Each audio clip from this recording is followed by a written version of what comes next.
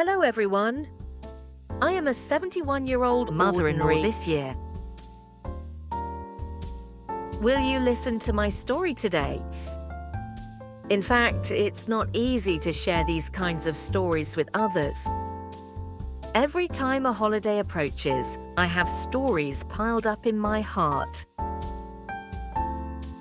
Around this time, my heart really becomes busy.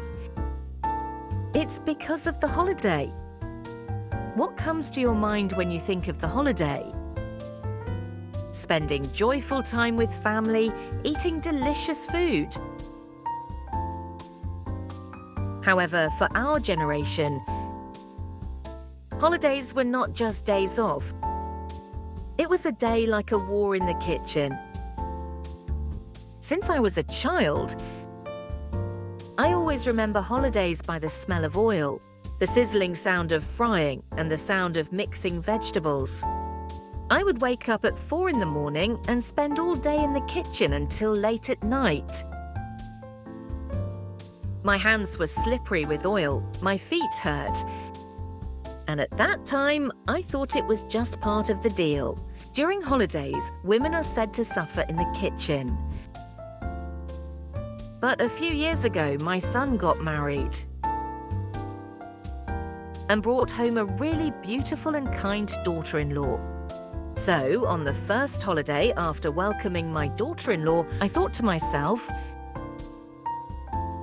now it will be a bit easier for me. I thought having 2 people in the kitchen would be reassuring. I believed that the days of preparing everything alone were finally over. Finally, I have someone to share with. I dreamed of a warm holiday where I could cook and laugh with my daughter-in-law. But that was not the case. On the first holiday morning, the daughter-in-law entered the kitchen. "Mother, how can I help you?" I felt grateful. But when I said, "Could you fry some for me?" My daughter-in-law replied, "Mom, these days, it's fine to buy from the supermarket."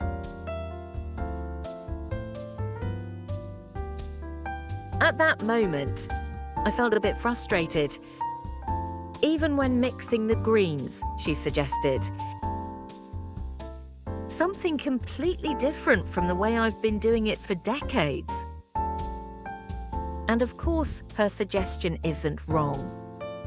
The world has changed a lot these days. But why was I so disappointed?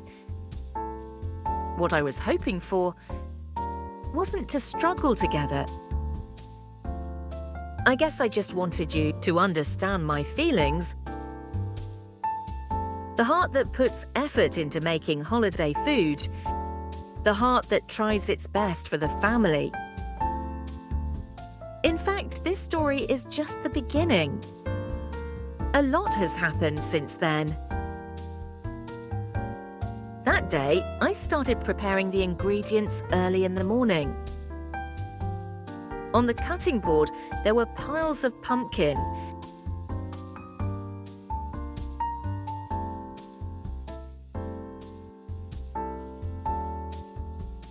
fern and bellflower, and a large basin was filled with bellflower into thick pieces, as I always do, sprinkled a generous amount of salt, and mixed it all together. My mother did it that way, and it was also the way her mother did it. But then the daughter-in-law looked at my hand and said this. "Mother, these days we don't use much salt. You just need to add a little and blanch it before mixing." In that moment, my hand paused. I've been preparing holiday meals with this taste for decades, and it felt like my daughter-in-law was trying to change anger inside.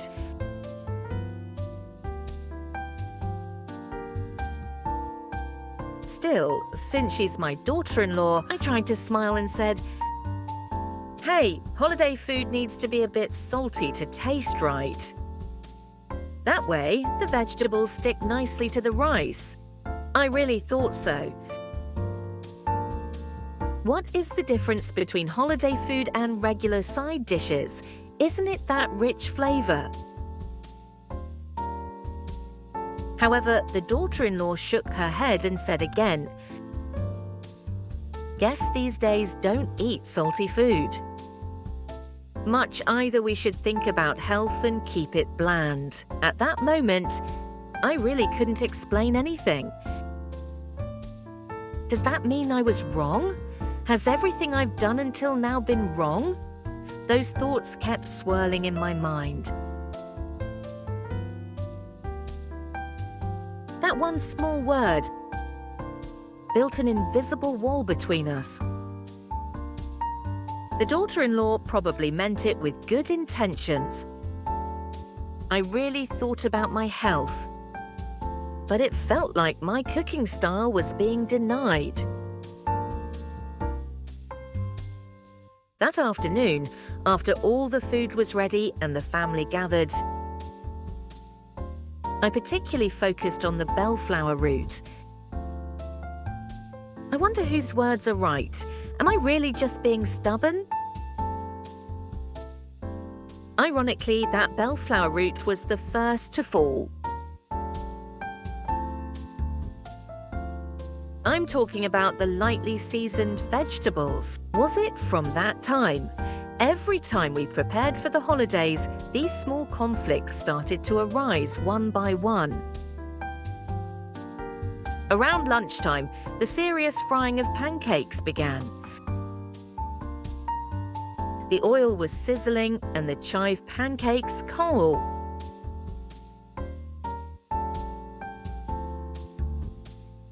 Pancakes and meatballs were placed on the grill one after another. I generously poured oil and fried the pancakes large, in the way I always did. But then the daughter-in-law came over, holding a spatula, and said, "Mother, if you make the pancakes this big, it's hard to eat them. They should be made smaller so that young people like them." At that moment, I was really at a loss for words. I put down the ladle and said, "Hey, you have to do it big to be a true John. It's meant to be enjoyed for its oily flavor." But what kind of taste do you get if you make it so small and round? In my opinion, the charm of it lies in its large size, the rich flavor and crispy texture you experience when you take a big bite. Isn't that the true taste of the holidays? However, the daughter-in-law didn't back down and kept talking. These days, everything is done on a smaller scale. That way, it looks neater and uses less oil. I can't even express how my insides were back then. The kitchen was filled with the voices of two women, along with the sound of frying. I was getting increasingly angry, and my daughter-in-law's face turned red as well. At that moment, I felt like I was standing on a battlefield. Why did it turn out this way? At first, I really thought cooking together would be fun. But do I have to listen to my daughter-in-law, or should I not give in to my stubbornness? At that time, I realized that it wasn't just about the size of the dish we were fighting over. This was a deeper issue. It was a matter of recognition of my way. Respect for what I have done so far. The daughter-in-law probably just meant to be helpful. But why was it so hard for me to accept?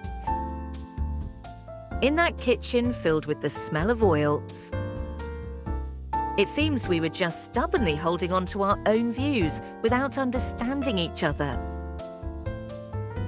In the end that day, I couldn't hold back and raised my voice. "What have you done to tell me what to do? I've been keeping this family's holiday table with my cooking skills for years, and you've only lived a few years to give me advice." The moment those words came out of my mouth, I didn't even realize I had said them. However, those words brought tears to the daughter-in-law's eyes. "Mother, I just want to do well, that's why I'm saying this. I also want to hear that it's delicious from my family." At that moment, my heart really sank. That's when I realized my daughter-in-law also wanted to be recognized just like me. I felt the same way. I can't express how hard I tried to gain my mother-in-law's approval when I first came to the family. But why didn't I understand that feeling towards my daughter-in-law? However, it was already too late. The daughter-in-law had left the kitchen, and I could hear voices coming from my son's room. "Why is Mum like that? Ji Young was just trying to help." The sound of my daughter-in-law's sobbing still lingers in my ears. That night, I couldn't sleep. Lying in bed, I just stared at the ceiling and kept regretting. Why did I say that? Why didn't I understand my daughter-in-law's feelings? Why did it come to this over a holiday dish? In fact, everything my daughter-in-law said was right. These days, people really don't like salty food, and they also find greasy food burdensome. However, I guess I thought that only my way was the right way. No, to be exact, I think I was afraid of having my way of doing things denied. That night, I really thought a lot. Since my daughter-in-law is also part of this family, why did I treat her like an outsider?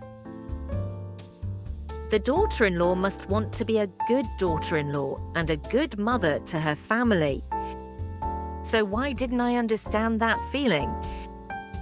The next morning, I really felt embarrassed to see the daughter-in-law's face. As time has passed, I am now living alone. I've become much more comfortable with my daughter-in-law since then, but every holiday that day comes to mind. Why did I insist on doing things my way back then? I really regret it. When I think about it, whether the seasoning was a bit salty or bland, and whether the pancakes were big or small, what was important was the fact that we set the table together while laughing. Right now, as I prepare for the holiday alone, I really miss that. At that time, the noisy kitchen, the voice of my daughter-in-law,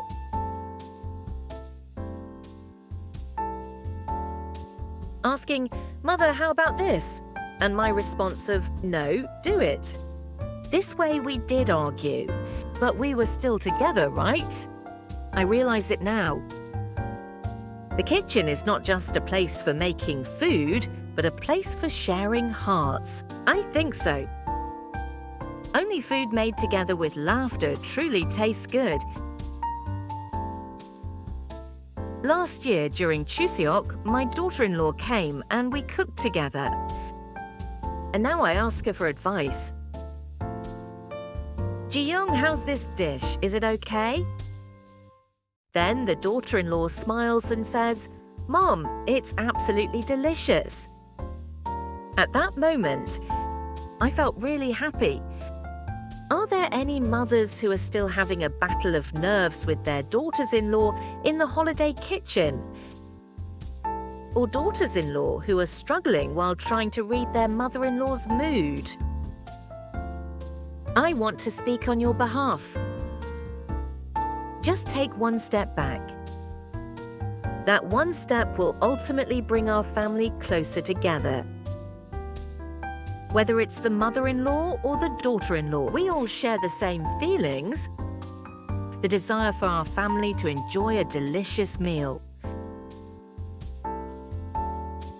The wish to have a good holiday. Why didn't we understand each other's feelings? Looking back now, I realize I've learned a lot more from my daughter-in-law. I've come to understand the tastes of young people these days, learned healthy cooking methods, and above all, I've learned that compromising is also a form of love. I hope that my story resonates with someone today. I especially hope this can be of some help to mothers-in-law like me and daughters-in-law who are struggling. Holidays are not days for fighting, but days for being together. I will wrap it up here. Thank you so much for listening to my long story.